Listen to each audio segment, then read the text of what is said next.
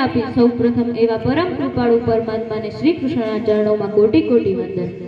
અત્રે ઉપસ્થિત ભવિષ્યના ભારતની બૌદ્ધિક સંપદા, આદરણીય ગુરુજનો તેમજ તમામ વડીલોને સાવધ રૂપી સહસ્વંદન।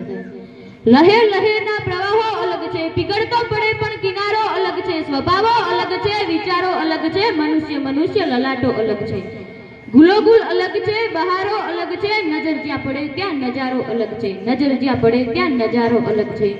અણુમાંથી સર્જન થયું આ બધું, પણ ગગનમાં સિતારે સિતારો અલગ છે। 21મી સદી એક નાની સદી, 21મી સદી એ વિજ્ઞાનની સદી, પણ તેની સાથે એવું નથી લાગતું કે 21મી સદીને થોડી જાગૃતતાની સદી પણ થવું જોઈએ। પ્રાચીન કાળમાં કેટલાય નાતાઓથી ઉજાગર આ ભારત વર્ષનો ઇતિહાસ સુવર્ણકાળ હોય તો આજે એવા કયા કારણોથી સર્જાય તો તે સુવર્ણકાળની વાત જ દૂર રહી। પણ આપણો દેશ એક વિકસિત દેશ પણ નથી। શા માટે? કદાચ આ અણી સુધી સંસ્કૃતિને વિદેશી વાયરાઓની એવી તે કઈ નજર લાગી છે કે આપણી પ્રજા હજુ પણ પશ્ચિમી સંસ્કૃતિથી આકર્ષિત થાય છે, એની રહેણી કહેણી અને એના રીતિ રિવાજોને અનુસરવા માંગે છે। અને પછી બસ દર વર્ષે આમ જ જ્યારે સ્વતંત્રતા દિવસ આવે ત્યારે આપણે બધા ગર્વથી કહીએ છીએ કે અમે આઝાદ થયા, એના 72 વર્ષ પૂરા થયા। પણ જોવા જઈએ તો ખરેખર હજુ પણ આપણે ગુલામ જ છીએ। આ પ્રજા તો આવીને ચાલી ગઈ, પણ તેની સુવાસ તો આપણી સંસ્કૃતિમાં ક્યાંક દેખાય છે।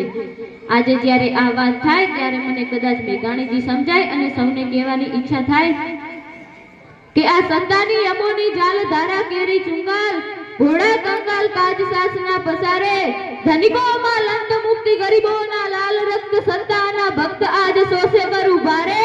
બહુદિન આ સત્ય સયા આજીવન વીર્ય થયા, બંધુત્વે સયા પ્રાણ નવરચના માગે, જાગો જાગો ગુલામ આવી પહોંચ્યા મુકામ, ઇન્સાફી તખ્ત પર કરાર કાલ જાગે, દેવા ધાતીના દંડ ખોર કાન છાંકે।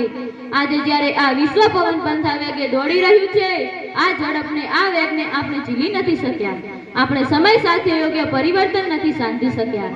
આપણા દેશ પાસે સૌથી મોટું યુવાધન છે, એ યુવાધન પાસે નોલેજ પણ છે, પણ એ નોલેજનો ક્યાં, કઈ જગ્યાએ અને કેવી રીતે ઉપયોગ કરવો, બસ એ જ આવડત નથી। આપણી મેન્ટાલિટી એવા પ્રકારની છે કે આપણે દરેક વસ્તુને એક્સેપ્ટ કરી લઈએ છીએ। તેમાં કાંઈ પણ નવું ઇન્વેન્ટ થયું, પણ શું નવું છે કે પછી શું નવું થઈ શકે છે તેનો આપણે વિચાર જ નથી કરી શકતા।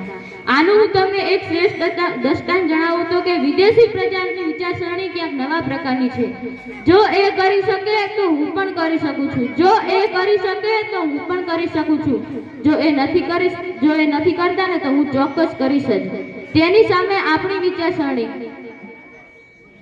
એ કરે છે તો તેને કરવા દો ને, જો તે કરી શકે છે તો તેને કરવા દો ને, પણ જો એ પણ નથી કરી શકતા ને તો હું થોડો કોઈ જેમ્સ બોન્ડ છું, બરોબર? બસ આ જ વિચારસરણીને ક્યારેક તો જુઓ। વિચારસરણીને બદલીને ક્યાંક નવું જોશું તો નવું દેખાશે, ક્યાંક નવું વિચારશું તો નવું થશે। કેમ કે કહેવાય છે કે આ તો નજરોનો ખેલ છે અને નજરિયાની વાત છે। આ તો જિંદગી છે જ્યાં બુરા ભલભર માટેની રોશની પણ ચાંદનીની રાત છે। જીવો તો ક્ષણ પણ વધી પડે, બાકી તો જીવવા માટે ઘાત છે।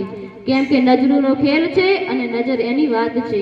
અહીંયા અંતમાં હું તમને થોડું કહેવા જઈ રહી છું કે આ માટીમાં હું જન્મી છું, આ માટીમાં હું જીવીશ, આ માટીમાં હું જન્મી છું, આ માટીમાં હું જીવીશ, આ માટીને જીવાડીશ, આ માટીને હું ગાળીશ, આ માટીને જીવાડીશ, આ માટીને હું ગાળીશ, આ માટી મારી કાયા, આ માટી મારી માયા, આ માટી મારી કાયા, આ માટી મારી માયા, આ માટી માથે માટી, આ માટીમાં હું પડીશ, આ માટી માથે માટી, આ માટીમાં હું પડીશ। અસ્તુ, જય હિન્દ, જય ભારત।